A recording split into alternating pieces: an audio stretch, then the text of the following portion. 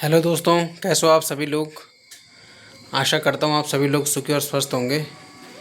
भगवान बद्री विशाल आपको और आपके पूरे परिवार को सदा सुखी और स्वस्थ रखे। मैं भी एकदम स्वस्थ हूँ, मस्त हूँ, माता रानी की कृपा से। आज का जो विषय है वीडियो बनाने का वो ये है कि आजकल हम लोग बहुत जल्दी फ्रस्ट्रेट हो जा रहे हैं या बहुत ज़्यादा अपने आप को इतना फ्रस्ट्रेट कर दे रहे हैं कि हमें उनसे छुटकारा पाने के लिए या तो नशे की ओर जा रहे हैं या फिर हम सुसाइड की ओर बढ़ रहे हैं। देखो दोस्तों, ये जो हमारा इतना प्यारा जीवन है, भगवान के दिया हुआ एक अमूल्य वरदान है। भगवान की जो सबसे अच्छी कृति है वो है मनुष्य, हम लोग। तो हम जो ये गलत राह पे चल रहे हैं या सुसाइड वगैरह कर रहे हैं, तो इससे भगवान को भी दुख होता है क्योंकि वो चाहता है कि अरे हमने तो सबसे प्यारी चीज़ मेरी जो बनाई हुई है वो इंसान है और वो मेरे द्वारा दिए गए जीवन को इस कदर ख़राब कर रहा है। तो हम तो अपने आप को दुख दे रहे हैं, ये सारी चीज़ें करके अपनी फैमिली को दुख दे रहे हैं, अपने पूरे परिवार को दुख दे रहे हैं और साथ साथ में भगवान को भी दुखी कर रहे हैं। देखिए दोस्तों, जीवन में चाहे कुछ भी हो जाए, कभी भी हमें हार नहीं माननी चाहिए। परिस्थितियाँ कैसी भी हों, कभी भी हमें जीवन में हार नहीं माननी चाहिए। हम परिस्थितियों का हमें डट के सामना करना चाहिए। हमें अपना जो है कि आकलन करना चाहिए कि परिस्थिति ऐसी क्यों, ये परिस्थिति आई, इसमें हमारी क्या गलती थी कि जो हम इस मुकाम पे पहुँचे। तो कोई ऐसी चीज़ नहीं है कि जिसका कोई सॉल्यूशन नहीं है, कोई ऐसी समस्या नहीं है जिसका कोई समाधान नहीं है। हर समस्या का समाधान होता है, बस हमें थोड़ा इंतज़ार करना पड़ता है, थोड़ा धैर्य रखना पड़ता है। तो कभी भी जीवन में कैसी परिस्थिति हो, हमेशा डट के उसका सामना करें। अपने दिमाग पे उन चीज़ों को हावी ना होने दें, धैर्य रखें और समय के साथ साथ वो सारी चीज़ें सामान्य होती चली जाती हैं और हमारा जीवन एक फिर से अच्छे ट्रैक पे आ जाता है। तो मेरा कहने का मतलब है कि हमें जो है कि परेशान नहीं होना चाहिए। कठिन परिस्थितियों में हमें धैर्य रखना चाहिए। मैं इसके लिए आपको एक उदाहरण देना चाहता हूँ, एक कहानी के माध्यम से समझाना चाहता हूँ। दोस्तों, एक जो बाज होता है उसकी जो औसतन उम्र होती है वो 70 वर्ष होती है और बाज जो है कि पक्षियों का राजा होता है, सबसे ऊंची उड़ान उड़ता है, सबसे तेज़ होता है शिकार करने में।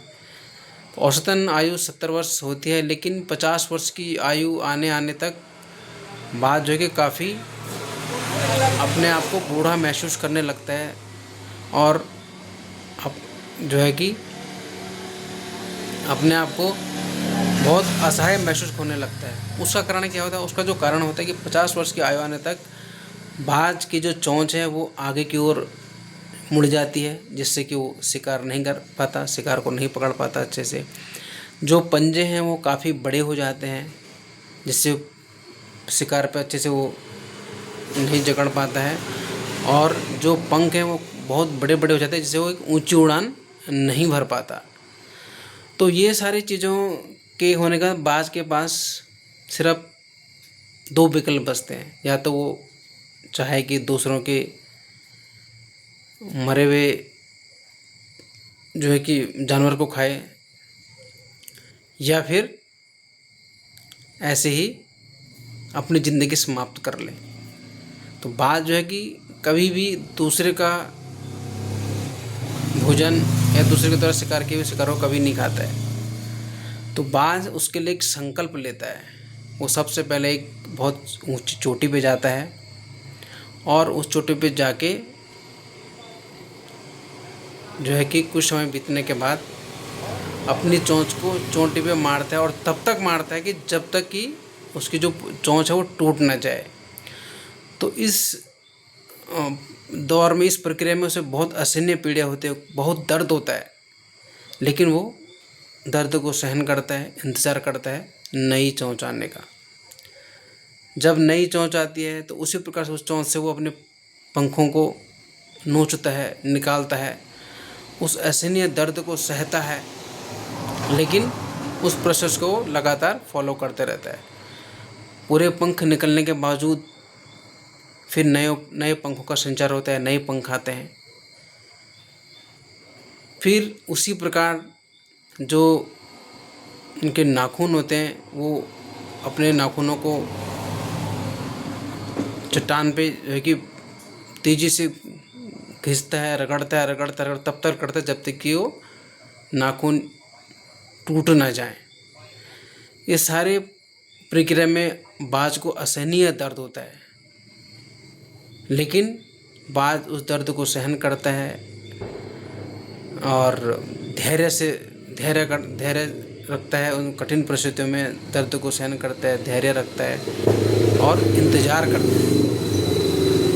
ये सारा प्रोसेस होने के बाद फिर से बाज की नई चोंच आती है, नए पंख आते हैं और नए जो है कि पंजे आते हैं और फिर बाज एक लंबी उड़ान भरता है उसी हौसले के साथ और फिर अपना शिकार करता है। तो ये चीज़ें हमें बात से सीखनी चाहिए कि हमें परिस्थितियाँ कैसी भी हों हार नहीं माननी चाहिए, हमें धैर्य से काम लेना चाहिए। जो चीज़ें हमने करी हैं उनका हमें आकलन करना चाहिए कि इस परिस्थिति जो आई है ये क्यों आई, इसका क्या कारण है, क्या हमने ऐसा किया जिसके कारण हम ये परिस्थिति झेल रहे हैं। तो हमें इन जो भी विकट परिस्थितियाँ उनमें धैर्य से काम लेना चाहिए और जो है कि अपनी जो कमियां हैं उनको सुधारना चाहिए और एक नए सिरे से शुरुआत करनी चाहिए। तो दोस्तों कहने का मतलब है कि जीवन में कोई समस्या ऐसी नहीं जिसका कोई समाधान नहीं, बस हमें उसका सही समय का इंतज़ार करना चाहिए, धैर्य रखना चाहिए और अपने आप पर विश्वास रखना चाहिए और भगवान पर विश्वास रखना चाहिए। तो हमारे जो भी कार्य हैं वो हमेशा सही और अच्छे होंगे।